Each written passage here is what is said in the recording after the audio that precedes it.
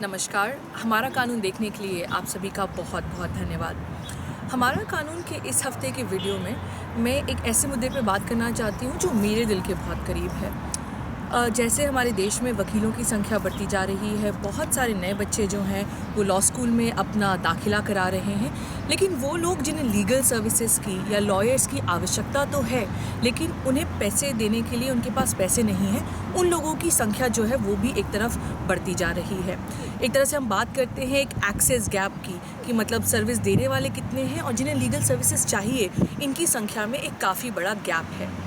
एक बात तो ये हुई, दूसरी बात ये हुई कि हम देखते हैं कि आज भी भारत के कोर्ट्स में, चाहे वो डिस्ट्रिक्ट कोर्ट हो, स्टेट कोर्ट हो या सुप्रीम कोर्ट हो, बहुत सारे मैटर्स जो हैं वो पेंडिंग हैं।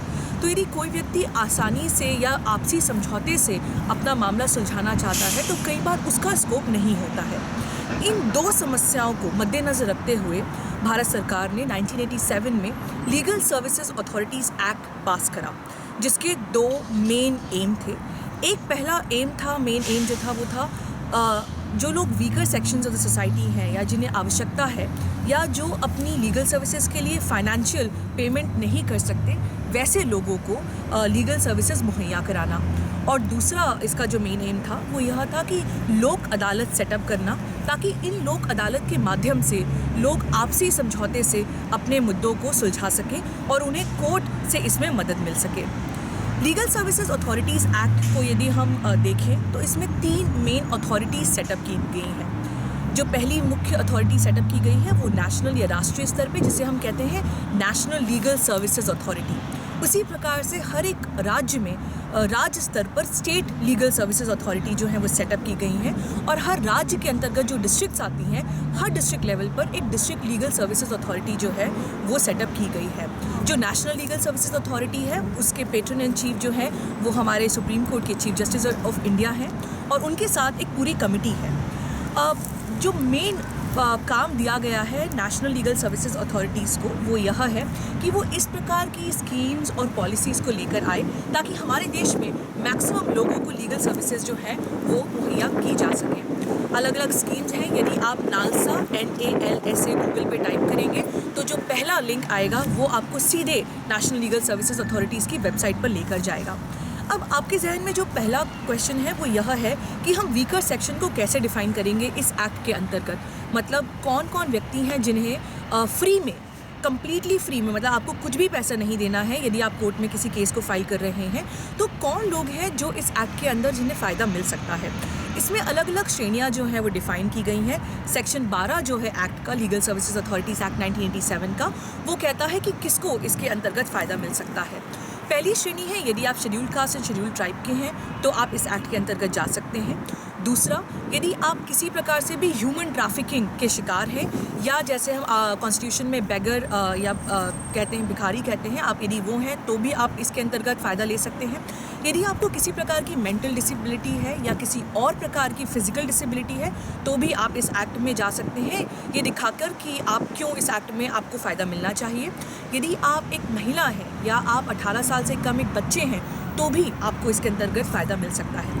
यदि आप ऐसे बच्चे हैं या बड़े हैं जो किसी भी प्रकार से कस्टडी में हैं, मतलब यदि जुवेनाइल एक्ट के अंदर हम देखें आपको कस्टडी में रखा गया है तो भी आप इसमें कवर्ड होंगे, या कोई मानसिक बीमारी के कारण यदि आप कस्टडी में हैं तो भी आप इस एक्ट के अंतर्गत जा सकते हैं। या आप यदि कोई ऐसे व्यक्ति हैं जो अचानक से अपने आप को एक ऐसी स्थिति में पाता है जो स्थिति आपके हाथ के बाहर है, जैसे कि किसी प्रकार का भूकंप, किसी प्रकार का ड्रॉट, फ्लड, फैमिन, किसी प्रकार से भी यदि नेचुरल आपदा से आप ग्रस्त हैं तो भी आप इस एक्ट के अंतर्गत जो है वो कवर हैं।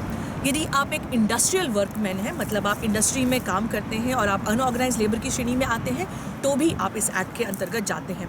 और फाइनली एक इसमें इनकम का श्रेणी है। यदि रूल्स के हिसाब से यदि आपकी सालाना इनकम 50,000 रुपये से कम है, मतलब हर साल प्रति साल यदि आपकी 50,000 रुपये से इनकम कम है और आपका मामला जो है वो सुप्रीम कोर्ट में है, तो आप सीधे नेशनल लीगल सर्विसेज अथॉरिटीज़ के पास जा सकते हैं और वो आपको ना सिर्फ फ्री में लेकिन कॉम्पिटेंट लीगल सर्विसेज जो हैं वो प्रोवाइड करने की कोशिश करेंगे। आप यदि सोच रहे हैं कि किस प्रकार के मैटर्स में ये एक्ट एप्लीकेबल होता है, तो इसमें केस को डिफ़ाइन किया गया है कि किसी प्रकार का भी केस, चाहे वो सिविल हो, चाहे वो क्रिमिनल हो, चाहे वो रेवेन्यू हो, चाहे वो किसी भी प्रकार का जुडिशियल या क्वाज़ी जुडिशियल मैटर हो, आप इन सब तरह के लीगल मैटर्स में फ्री लीगल सर्विसेज हमारे देश में पा सकते हैं यदि आप इन सारी श्रेणियों में बिलोंग करते हैं। यदि आपका मैटर जो है वो किसी डिस्ट्रिक्ट कोर्ट के सामने जाने वाला है, तो आप करेंगे सीधे ये कि आप अपनी डिस्ट्रिक्ट लीगल सर्विसेज अथॉरिटीज़ को अप्रोच करेंगे।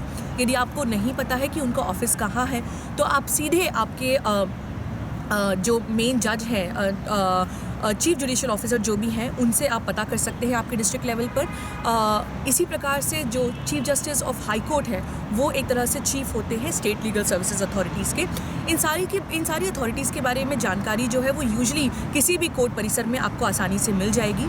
इन अथॉरिटीज़ का यह काम है कि जब आप उनके पास आएँ तो वो आपको बताएं कि आपके क्या क्या अधिकार हैं, क्या आप इन एक्ट में कवर्ड हैं, और यदि आप कवर्ड हैं तो आपका पूरा लीगल जो फ़ीस है वो लीगल सर्विसेज वहन करेगी। मैं ये बात कहते समय बहुत ही कॉन्शियस हूँ कि एक्ट एक बात है, लॉ एक बात है, और प्रैक्टिकलिटी में होता क्या है वो दूसरी बात है।